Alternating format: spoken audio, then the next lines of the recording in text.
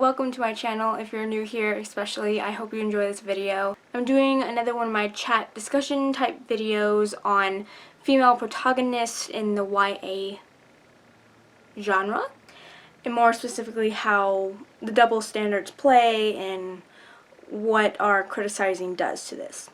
So I got my notes here that I painstakingly wrote this morning for this video, so I hope you enjoy this. So, the other day I opened my whip, which is a work in progress if you're not in the authorish world, and I had taken a bit of a break from writing it as I just got stuck on my main protagonist. Her name is Jacqueline. And after reading some, I realized what my problem was. I had a hard time connecting with her. I knew why she acted the way she did. I knew about her emotions and her capabilities, but I still felt like I couldn't connect as well. I was worried that my readers wouldn't be able to connect as well and see some things and perceive them wrong than what I had intended them to be in my book. So there are so many double standards on female protagonists. They can't be boring, but they can't be too good at everything. Readers say things if they're weak, but it's unbelievable if they're super strong and know how to use weapons and do martial arts and things like that. God forbid if a Mary Sue, perfect in every way, the character everyone is supposed to like, given that she's the MC, we're always supposed to like her. You know, I'm guilty of a few of these traits, especially the ones I'm going to talk about, but I wanted to challenge myself and ask, why are these annoying to me? And how can I fix this? Is it because I'm a female myself and I judge them way too harshly? So here are some things that I have found that irks readers that I wanted to share about. The perfectly average brown-haired quiet girl who attracts the attention of the hot paranormal dude. We've all read this story before, so it's not a huge leap on that one. So why it's annoying. These types of protagonists tend to run together after some time. They're just the same. They're never popular, but are pretty. Always awkward and quiet, but on the inside they're like full of snark, and it just takes some paranormal warrior dude to unlock that. It can be unbelievable that someone with such high standards and genetic differences could be into someone like plain Jane. Why we may be critical about this. On the other side, there's nothing wrong with writing about amazing things happening to those who are ordinary. Maybe readers don't like reading about ordinary people because we spend our fictional reading time in the hopes of getting someone who is extraordinary and will be really amazing at the stuff to get us away from our ordinary lives. Yet, people are average. Unless you're going to school with a bunch of werewolves, homework and pizza nights are the thing. That's what it is. The next one that I found irksome. The emotionless warrior. So it can be hard to connect with these type of characters. Most people I know don't know how to use a crossbow or take down 15 ninjas with one blade and a magical word. Like with Katniss, for example. She was so emotionally closed off, it was hard to connect to her. And I found myself having to set the book down a few times because I just couldn't feel anything for her. She was just a robot. She was like a machine.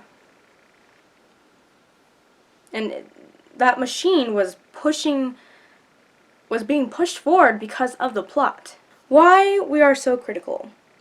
Most times we see these kinds of characters coming from a fantasy or dystopian type land, where they have to live, survive in horrible places that have dangerous situations every second of the day. Maybe being emotionally closed off is their defense mechanism. I don't think I'd be able to survive as long as any of the girls had in a post-apocalyptic zombie dystopian lands. I really don't. And I feel like their ability to persevere is overshadowed by their lack of emotionability towards readers. This last one is the damsel in distress. I know we all hate this one. We want progressive female characters. We don't want books where the female is brought below and the male is at prime power. We want females, we want them to be kick-ass, and we want them to just rule over. why we may be critical about this one.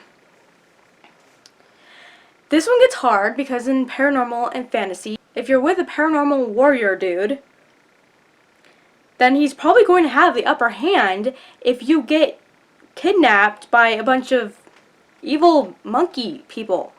I think if a leading lady can hold her own emotionally and intelligently and not be criticized in a way where she will stand true to herself, then I can't really be critical if she can't fight for her own self. Tomorrow I get taken by some demon guy of a complex who's lived for centuries.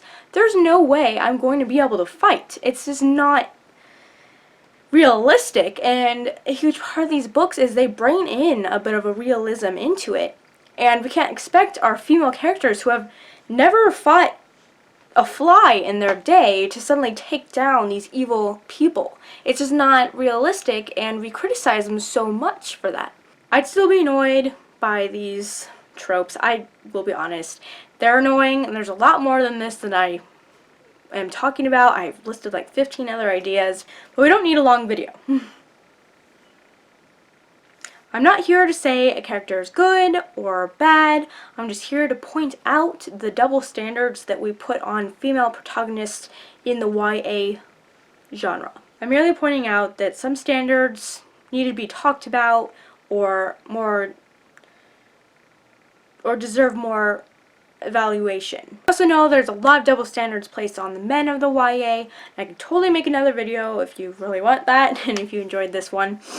But there are some of the irks that I have found with reading about females in the YA genre. Do you have any? Please list them down below. I'd love to have a discussion with people on this topic. It's not one that's widely talked about. I hope you enjoyed this video. Please thumbs up this video and subscribe it. Push that little bell button next to that button so you can get notified of when I post my video. And again, I hope you enjoyed this video, and I'll see you next time.